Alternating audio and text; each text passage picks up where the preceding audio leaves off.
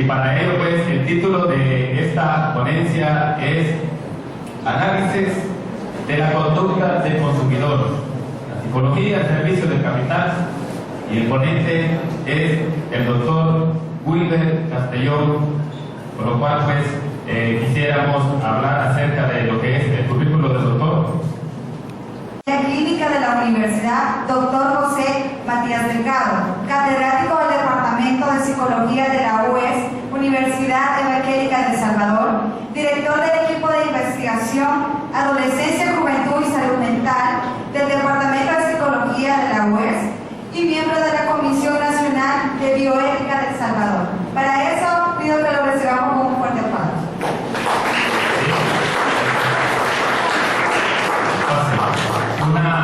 Una aclaración: todas las preguntas que hayan surgido de la ponencia del arquitecto Herrera las vamos a mantener al final, así que anótelas y después vamos a discutirlas todas en conjunto, ¿de acuerdo?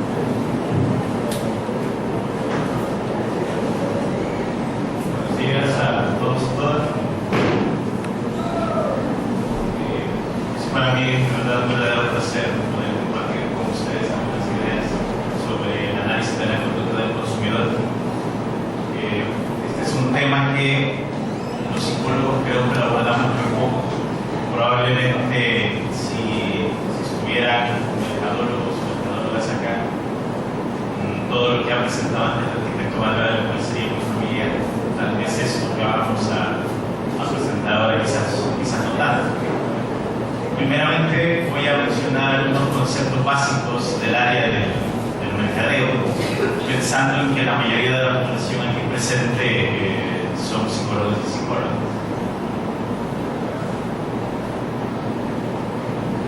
Unas frases para la reflexión inicial.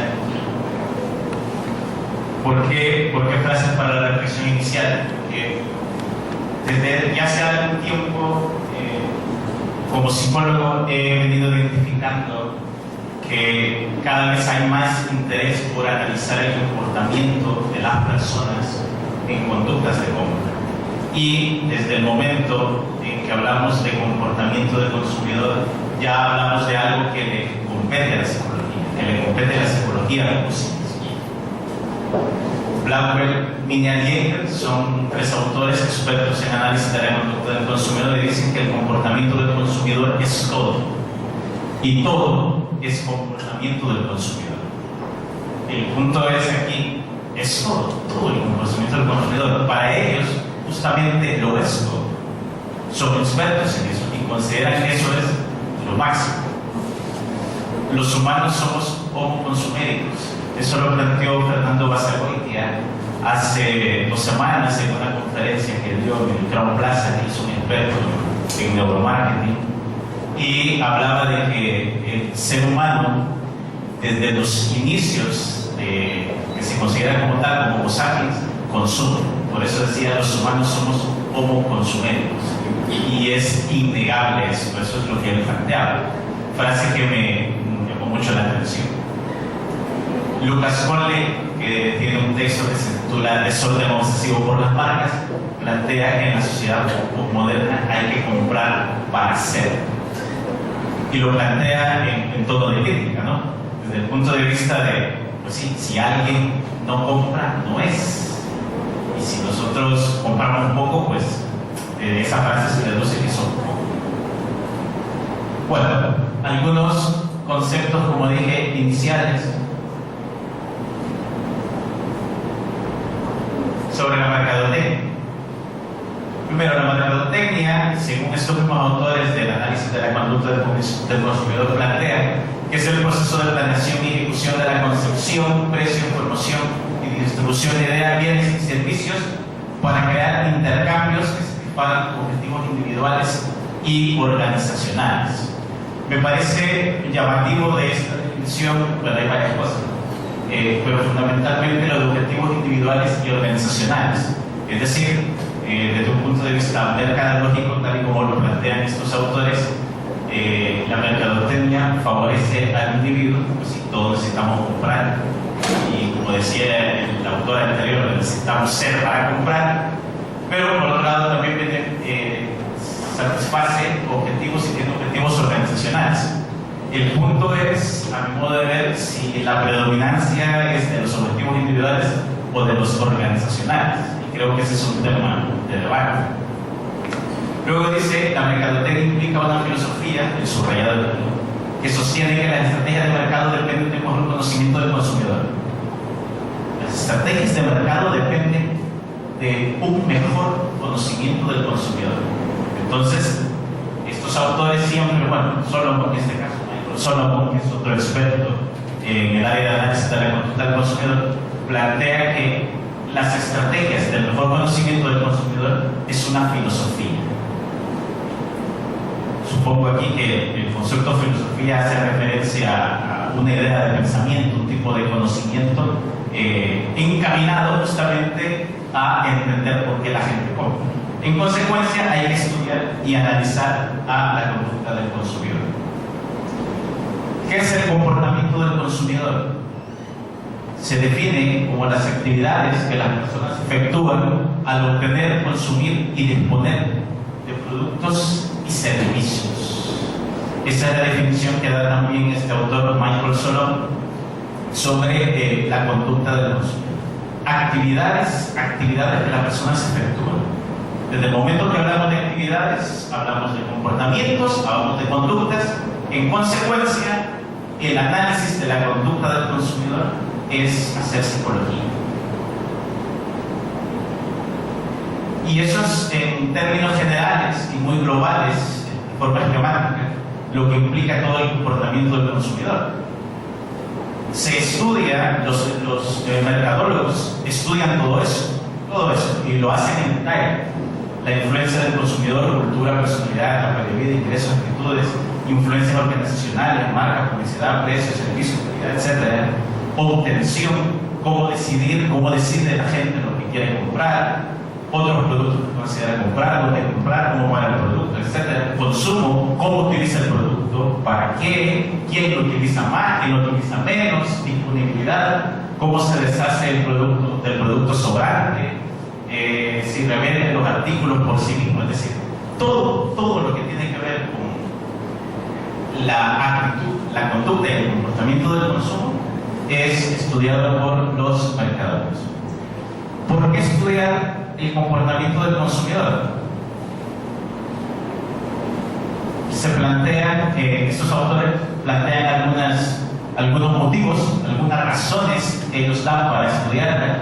Primero dicen que ayuda a las empresas a saber cómo satisfacer al cliente e impactar de manera directa los ingresos de las empresas. Es decir, el primer objetivo es claramente organizacional. Si antes hablábamos de los objetivos individuales y los objetivos organizacionales, aquí, al menos desde este primer objetivo, se enfatiza lo organizacional. Segundo, educa y protege a los consumidores. Hay autores que sostienen, y esa es la parte ética del consumo, de que es importante educar y proteger a las personas para que no seamos víctimas del todo, a mi modo de ver, de las estrategias de marketing y de publicidad que cada vez están más en boga y cada vez más agresivas, y ya veremos por qué. Tercero, ayuda a formular políticas públicas. ¿Por qué? Porque las estrategias públicas de proyectos de promoción en salud, en educación, seguridad, también es algo que se consume en cierta medida, y es algo que se vende. De hecho, en cada periodo electoral, cada partido político, cada aspirante hace un marketing de sí mismo y de sus proyectos. Entonces, eso también lo plantea. Y afecta a las políticas personales desde el punto de vista que cada persona también tiene sus propias formas de concebir la realidad y de conducirse en ellas. Ciencias que aportan al comportamiento del consumidor, que plantean estos autores: psicología, sociología, antropología cultural, economía, historia, entre otros. De relevancia para nosotros como psicólogos, lo de la psicología. Procesos psicológicos básicos. ¿Por qué? Porque los expertos en mercadeo estudian procesos psicológicos básicos, fenómenos como memoria. ¿Qué hace que un producto, la imagen de un producto, quede grabado en las personas? Fenómenos como atención. ¿Cuál es el foco de la atención? ¿Cuál es el margen? Mensajes subliminales. Luego, psicología clínica, desde el punto de vista del ajuste. Ya más adelante vamos a ver que algunos hablan incluso de que la identidad está configurada en gran medida por una marca.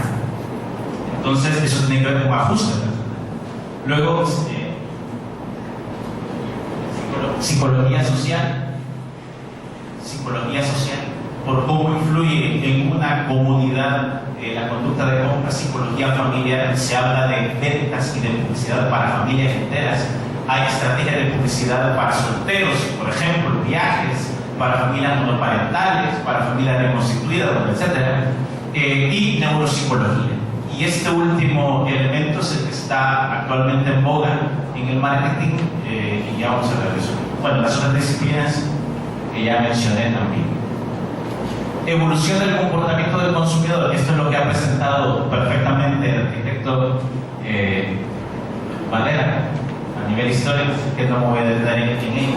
Solamente enfatizar de que evidentemente ahora lo que se busca es generar una estrategia de mercadeo enfatizado en el cliente.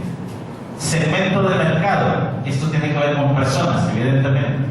Es el proceso que se sigue para definir un mercado potencial en distintos subconjuntos de consumidores y seleccionar uno más de ellos como objetivo a ser alcanzado. Una mezcla distinta de mercado. Objetivo a ser alcanzado. Es decir, que todas las personas somos parte de un segmento. Y todas las personas somos objeto de interés para aquellos que nos quieren vender. Uso de la segmentación, que dicen los autores, sirve para descubrir las necesidades y deseos de grupos específicos de consumidores, conocer las necesidades, saber, indagar qué necesita la gente. Segundo, se usan para guiar el rediseño o reposicionamiento de productos antiguos a medida que las ventas empiezan a decaer. Tercero, los publicistas pueden hacer su trabajo si saben con exactitud a quiénes van dirigidos sus mensajes y lo que estos consumidores están buscando bajo la forma de beneficios de productos.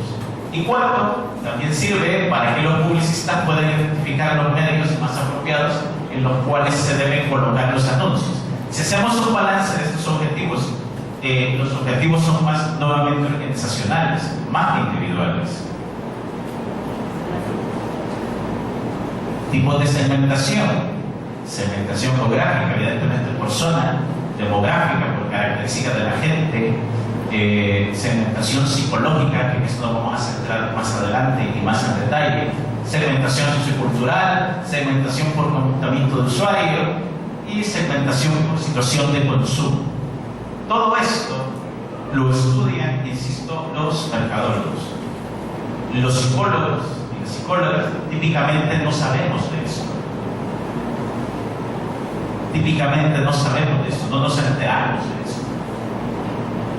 ¿Ya? Y por eso justamente estoy planteando estos conceptos que los estoy pasando de forma general, rápida, porque luego me quiero centrar en otros, pero me parecía importante mostrar este panorama. Y aquí ya nos vamos a ir deteniendo. Psicográficos del consumidor. Esto es un elemento de lo que tiene más peso en el mercadeo y en el análisis de la conducta del consumidor. Es una forma de investigación del consumidor centrado en factores psicológicos relativamente intangibles para segmentar el mercado. Factores psicológicos relativamente intangibles. ¿Por qué? porque los factores psicológicos en general sí son intangibles, puesto que son constructos, son fenómenos, son procesos psicológicos. Entonces es algo que no se puede materializar de forma tan evidente, no es algo tangible, no es algo que pueda tocar, pero sí es algo a lo que puedo acceder.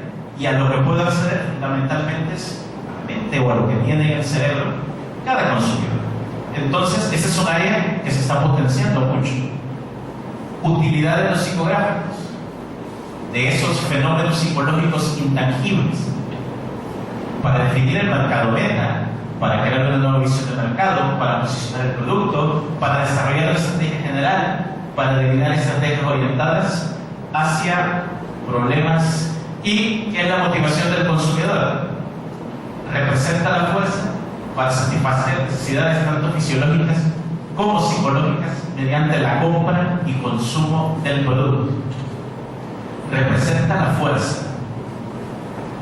Al marketing, al mercadeo, a los mercadólogos les interesa evidentemente que la gente esté motivada, que todos estemos motivados para el consumo.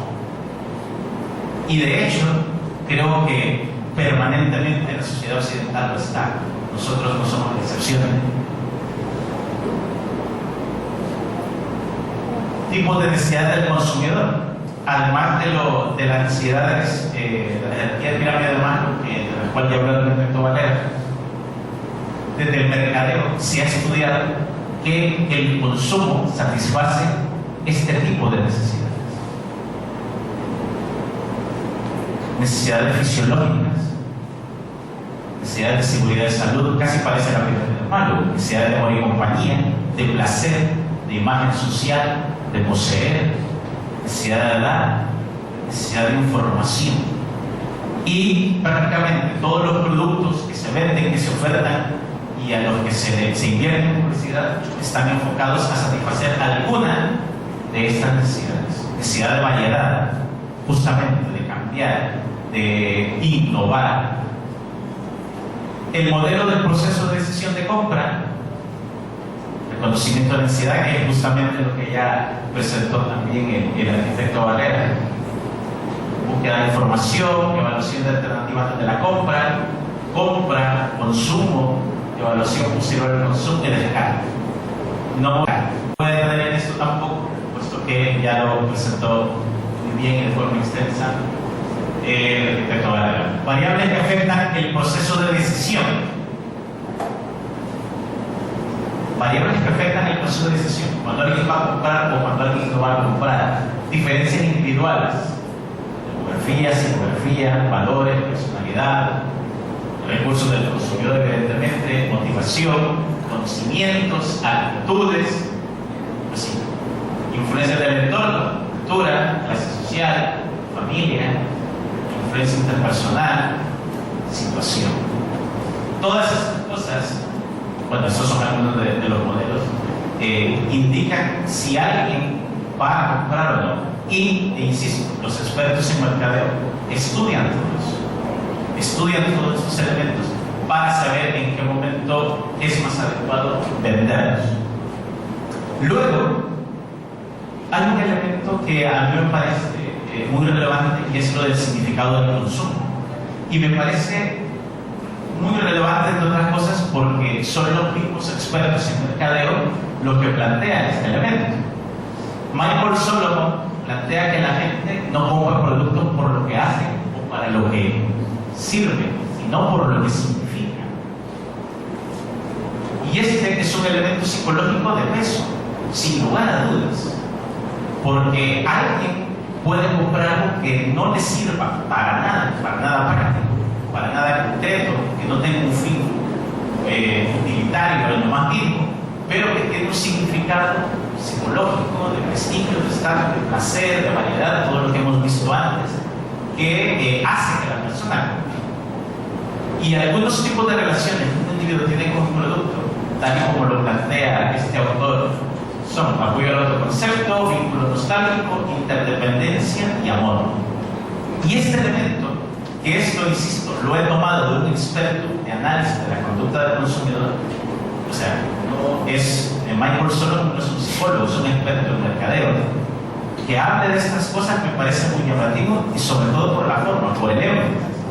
apoyo el otro concepto. El producto ayuda a establecer la identidad del usuario.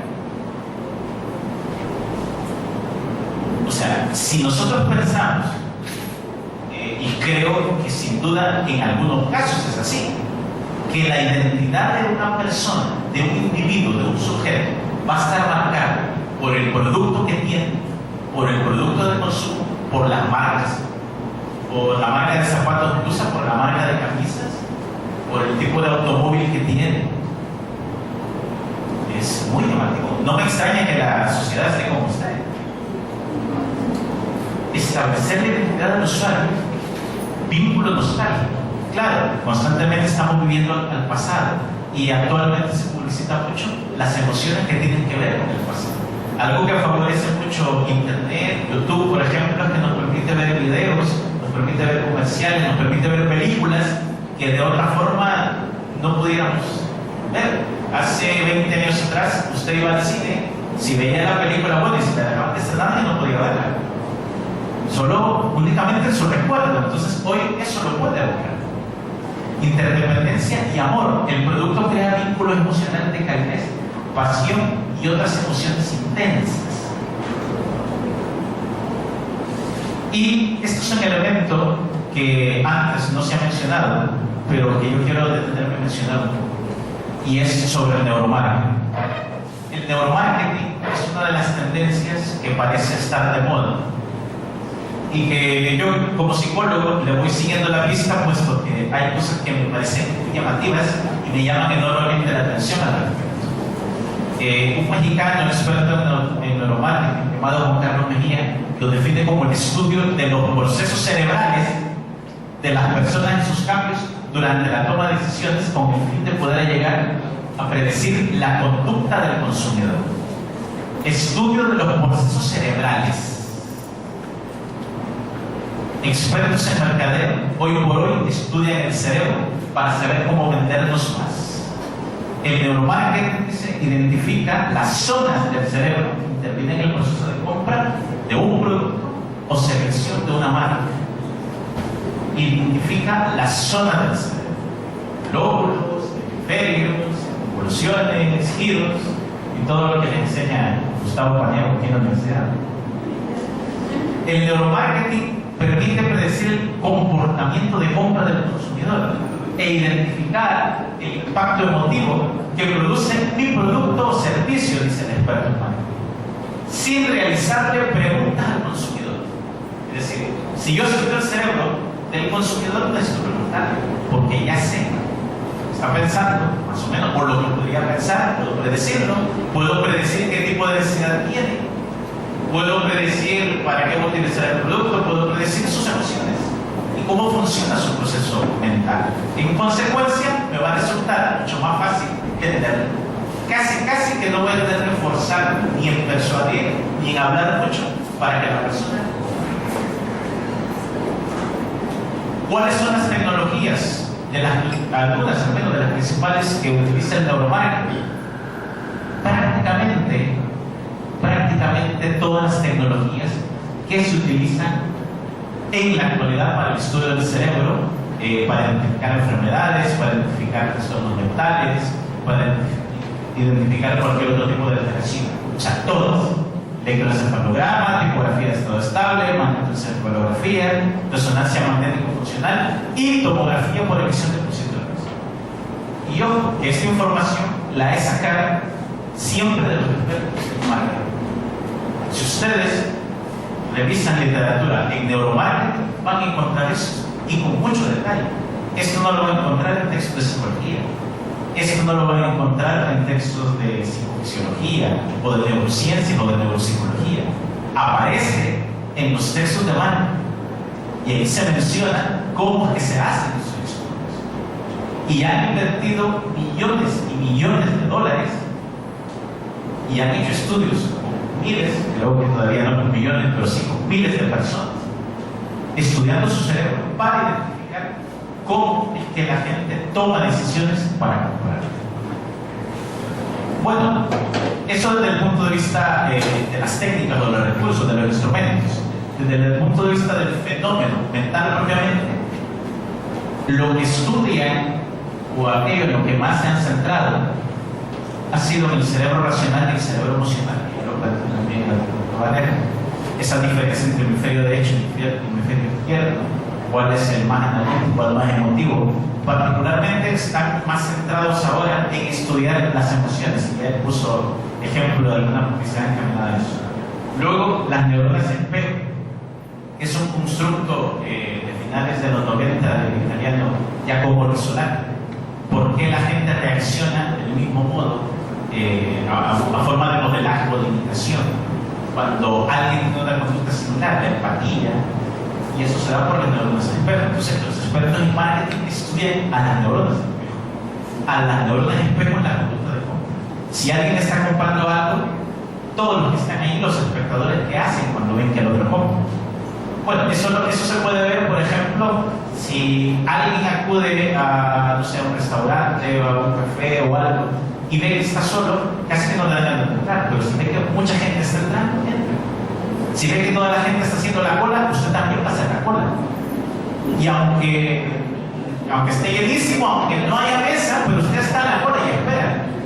¿Y eso por qué sucede? Tiene que ver, entre otras cosas, con neuronas espejo. Y eso lo estudian los expertos en neuromarketing. Marcadores somáticos, eso es algo que a mí me llama mucho la atención. ¿Cómo identifica el cerebro los estímulos que le activan a la compra? Tiene que ver con color, tiene que ver con olores, tiene que ver con tipo de imágenes, tiene que ver con sensaciones, de tal modo que cuando un marcador somático, es decir, un elemento del ambiente, un estímulo, activa casi que la decisión de compra y que la conducta de compra de verdad se ejecuta. ¿Por qué? Porque hay un marcador somático que se activa y eso es inconsciente. Entonces esto me parece muy llamativo. Mensajes subliminales, esto desde hace ya algunos años. Y se estudia actualmente la psicología de la religión. Y esto, insisto, no lo he tomado en ningún libro de psicología, sino de textos de expertos en neuromarketing. Martin Lindström es un danés que es uno de los más grandes expertos en la actualidad en neuromarketing. Él fue un pionero y comenzó a hacer estudios sobre eso. Tiene un texto que se titula Compra-adicción. Compra-adicción. Casi que sugiere cómo volvernos adictos a la compra. Y él plantea esto, literal, dice: descubrí que pese a sus diferencias, casi todas las religiones principales tienen 10 pilares comunes sobre los cuales se apoyan: sentido de pertenencia, visión clara, poder sobre los enemigos, atractivo sensorial, narrativa, grandeza, evangelismo, símbolos, misterio y rituales. Un experto en marketing estudiando las religiones. ¿Para qué? Para ver cómo utilizarla de cara a la conducta del consumidor. La mayoría de las religiones, continúa el autor, tiene una visión clara. Con esto me refiero a que no hay ambigüedad en su visión. Trátese de alcanzar un cierto estado de gracia o alcanzar una mente espiritual. Al igual que las religiones, las empresas y las marcas exitosas tienen una visión clara y muy poderosa. Lo que está diciendo: miren, hagamos de verdad del marketing una religión. En la medida en que la gente se apasione y las empresas tengan una visión clara, en esa medida van a poder vender mucho. Y dice: las religiones exitosas también tratan de ejercer poder sobre sus enemigos. Y plantea esto que me llama mucho la atención.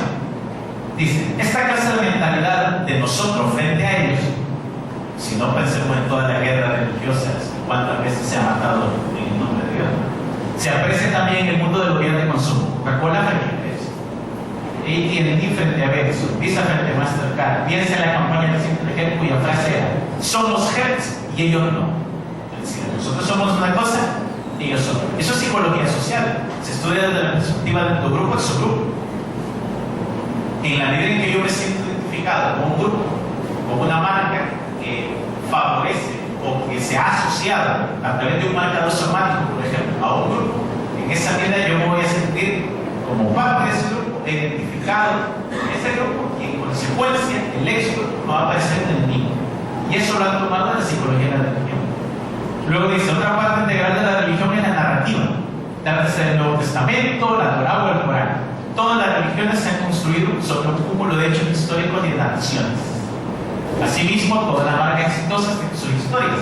Piensen en el caso de Disney y los simpáticos personajes que se nos vienen instantáneamente a la mente. Desde el ratón Mickey, la campanita o el capitán Jack Sparrow. Psicología de la vida. Y continúa el autor. Ritual, superstición, religión, bien sea que tengamos conciencia de ellos o no, todos estos factores contribuyen a forjar nuestros pensamientos en el momento de comprar. En efecto, como demostrarían los resultados de nuestro estudio del cerebro, los productos más exitosos son aquellos que tienen más cosas en común con la religión. Y el subrayado es mío. Los productos más exitosos son aquellos que tienen más cosas en común con la religión. Es decir, se está proponiendo un marketing casi mesiánico, por llamarlo de algún modo. Tal es el caso de Apple, una de las marcas más populares y rentables que existe. Para sus millones de seguidores fervientes, Apple no solo es una marca, sino una religión. Y no en vano se dice de religión y de política nunca, de cualquier cosa, porque eso genera problemas, eso genera discusión. Y además genera una actitud visceral, generalmente cuando se discute con otras personas que tienen una forma de pensar distinta. Y entonces imagínense, si el marketing es una religión, pues sí, complicado. Luego, Michael Solomon, insisto, es experto en análisis de la conducta del consumidor, él mismo plantea algunos el lado oscuro del comportamiento del consumidor. Y habla del terrorismo de consumo y concreto pone ejemplos de los ataques terroristas como el 11 de septiembre en los Estados Unidos, de que se hace publicidad en contra de Occidente, Occidente a su vez hace publicidad en contra de Oriente. Si no veamos todo lo que sale en las noticias, hay periódicos, hay noticieros que son de derechas, hay noticieros que son de izquierda, es decir, eso también quiere publicar y quiere vender y quiere consumir. Consumo adictivo, evidentemente, consumo compulsivo. Y consumidores consumidos hace referencia, por ejemplo, a aquellos que venden órganos. Hace referencia también a la prostitución y actividades ilegales. Pues sí, eso evidentemente es muy rentable y da mucho dinero. Con respecto a la conducta compulsiva y conducta adictiva, lo que habla actualmente Enrique Chevrolet sobre las modernas adicciones. Y una de las modernas adicciones es la adicción a la compra. Y he de decirles que en El Salvador ya hay casos de esos. Yo he tenido un paciente ya con adicción a la compra. Dicho sea de paso, no fue el paciente el que me pagó la consulta, sino que fue un familiar. O sea, gente que está topada con tarjetas de crédito, gente que ya no puede comprar y que no puede impedir, o sea, controlar su conducta. Y estos son los criterios, justamente pérdida de control. Fuerte dependencia psicológica, que está pensando constantemente que tiene que comprar. Tolerancia, cada vez necesita comprar más y gastar más, solo por el acto y la acción de hacerlo, de comprar y de gastar. Y pérdida de interés por otras actividades gratificantes. Nada le interesa tanto ir a comprar, ir a gastar. Qué maravilla, vamos de compra y vamos a ser felices. Interferencia grave en la vida cotidiana. Evidentemente, cuando alguien se endeuda, que sigue gastando, sigue consumiendo, eso no le hace bien. Y termino con un par de comentarios, 3 o 4 diapositivas sobre eso, que invitan a la reflexión. Los mercadólogos se preguntan, este experto, es decir, nosotros, como Michael Solomon, crean necesidades artificiales. Se nos acusa de eso, dice el autor. Plantea. Una necesidad es un impulso biológico básico. Un deseo representa una forma en que la sociedad nos ha enseñado para satisfacer esa necesidad. Por ejemplo, la sed tiene una base biológica, está claro. Se nos ha enseñado a desear Coca-Cola para saciar la sed, en vez de, digamos, leche de cabra. Sí, la leche de cabra, hay que buscar la cabra y se sacia la sed, pero la Coca-Cola. Así fue la necesidad de hasta ahí. Los mercadólogos inventan formas para satisfacerla. Solo se recomienda, nada más, no se crea necesidad. Un objetivo básico del marketing es crear la conciencia de que existen necesidades. Lo que yo me pregunto es si la necesidad de un estado deficitario, así lo estudiamos en psicología, así sabemos qué es, ¿para qué yo necesito crear conciencia de que tengo hambre si tengo hambre? No necesito crear la conciencia de eso, de que mis tripas me están creando la conciencia. No tengo que estar pensando así, no entiendo, es que hay un proceso fisiológico básico que me indica que vas a comer, que tienes que comer. Luego dice, son necesarios el marketing y la publicidad, dice el autor.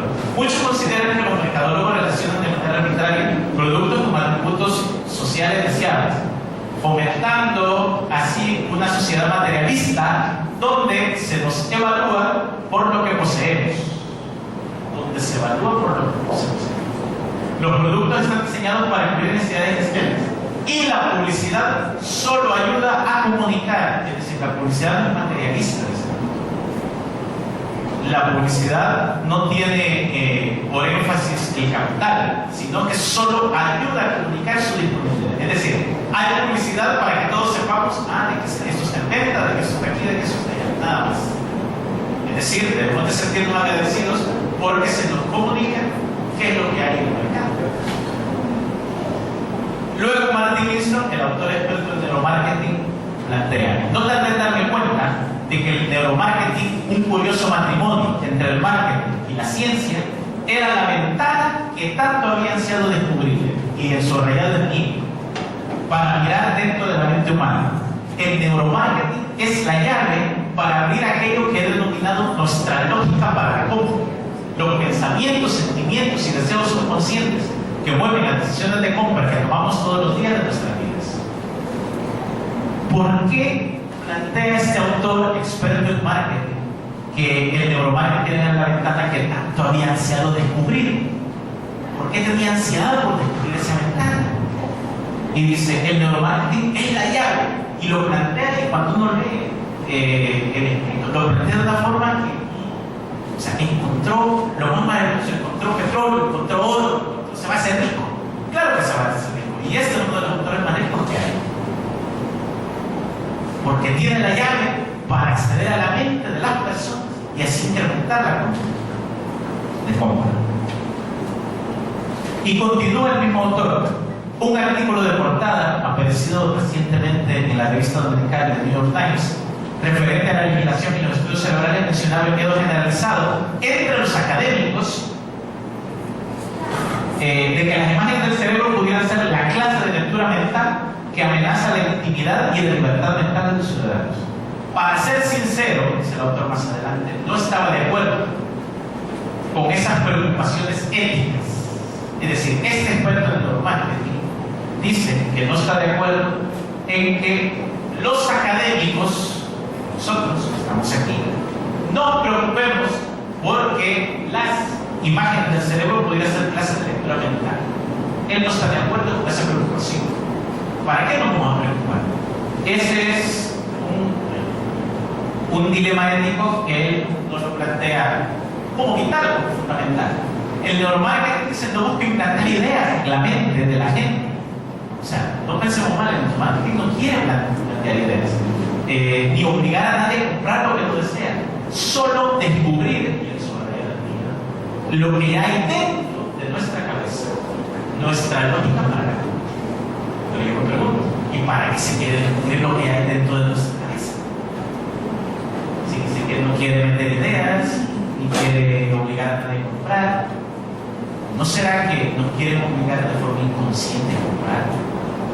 ¿Se puede obligar inconscientemente a alguien? ¿Es eso éticamente bueno, correcto?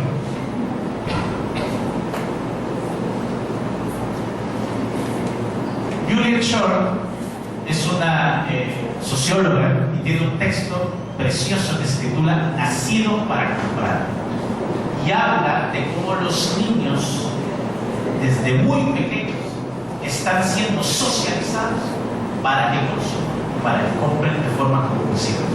Hay empresas, dice esta autora, que reclutan a niños para hacer campañas de marketing de guerrilla. con el objetivo de llegar a sus amigos y familiares. Los profesionales del marketing convencen a los niños de que los productos son necesarios para su supervivencia social. Los anuncios influyen no solo en lo que desean comprar, sino en lo que creen que son. Es decir, tiene que ver con el autoconcepto, sin lugar a dudas. Y en cómo se sienten en relación consigo mismo. Tiene que ver con autoestima. Imagínense, los productos, el marketing, la publicidad delimita el autoconcepto y la autoestima de los niños. ¿Es lo más adecuado? ¿Quién regula la publicidad? ¿Hacia dónde se orienta esa formación de autoconcepto? ¿Hacia dónde se orienta esa configuración de autoestima? Luego, Rodrigo Fernández Miranda, que también es un sociólogo argentino, tiene un texto también muy interesante que se titula El teatro de la libre elección. Y él lo plantea de ese modo como el teatro de la libre elección, porque considera que los seres humanos en la actualidad no tenemos elección. No podemos dejar de ver la publicidad, no podemos ignorarla, porque está en todas partes, está en todo, nos invade por todos lados, por todos los sentidos, táctil, auditivo, visual, etcétera, etcétera, etcétera, etcétera. Entonces, él dice, vivimos en una sociedad que es un teatro de la elección, porque no hay. A diario los habitantes de la sociedad opulenta reciben miles de estímulos comerciales, miles.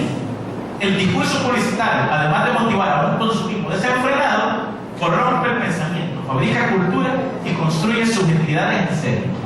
Y recuerda en todo momento que consumir es la forma más segura de existir. Consumir es la forma más segura de existir. ¿Cómo nos sentimos si para una Navidad no compramos nada? Y esta es ya la última diapositiva, que se llama pasar el tiempo. Con unas interrogantes finales. Primero, ¿es sensato que el 24 de diciembre los centros comerciales estén a reventar? Que no se pueda pasar por la carretera santateña porque hay un tráfico espantoso. Ya desde el 20 al 24 de diciembre circular por las ciudades espantoso. Si de por sí es complicado en esos días, pero es sensato eso. Es racional que la gente duerma una noche antes del Viernes Negro en la calle esperando a que abran las tiendas. ¿Es esa conducta racional? ¿Tiene sentido? ¿De qué tipo? ¿Por qué lo hace la gente? ¿Qué siente ese que es el primero en la fila y cuando abre el curazao sale corriendo y ¿qué siente? ¿Cómo se activa su cerebro? ¿Qué hay en su cerebro? Su sistema dopaminérgico que lo haga develarse, aguantar frío, dormir en la calle. Es normal que haya una feria en agosto denominada Consuma. En este país es normalísimo. Nadie se ha preguntado por qué esa feria se llama Consuma. Es un nombre, o sea, de verdad, de mente corta. Feria de agosto Consuma. O sea, es feria de agosto, venga a gastar. Y la gente hace colas y no se puede entrar. Los últimos días está lleno el parqueo, la calle. Porque, la feria de agosto para consumir. ¡Qué alegría! Voy a Consuma. Es sano seguir el calendario del consumo. Ya se está actualmente haciendo la promoción de Navidad. ¿Y cuánto falta para Navidad? Pero claro, de aquí hasta el 24 de diciembre no hay nada de eso. Si acaso Halloween, pero eso se vende poco. Y luego ya viene en febrero el día de los enamorados, el día de la madre, el día del padre, el día de no sé qué, todo gaste, compre, gaste.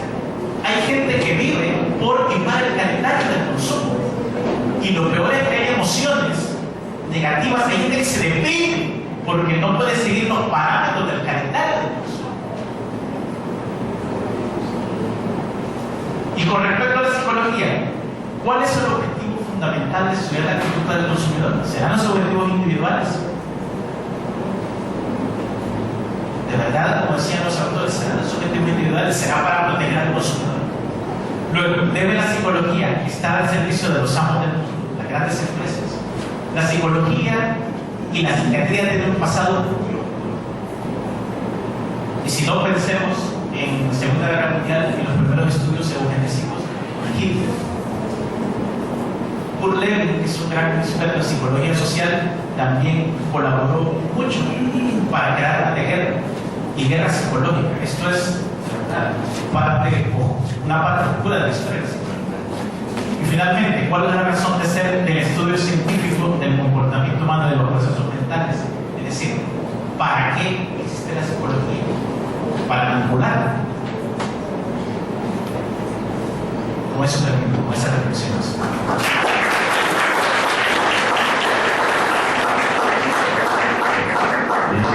Gracias, doctor. Sabemos que aquellos que tienen la oportunidad de compartir tienen un enemigo en común y es el factor tiempo. Pero van a estar ellos todavía con nosotros, así que nuevamente les recomiendo que las preguntas e inquietudes que ustedes tengan, anótenlas, porque después vamos a contar con el apoyo de ellos y así aclarar esas inquietudes de parte de ustedes.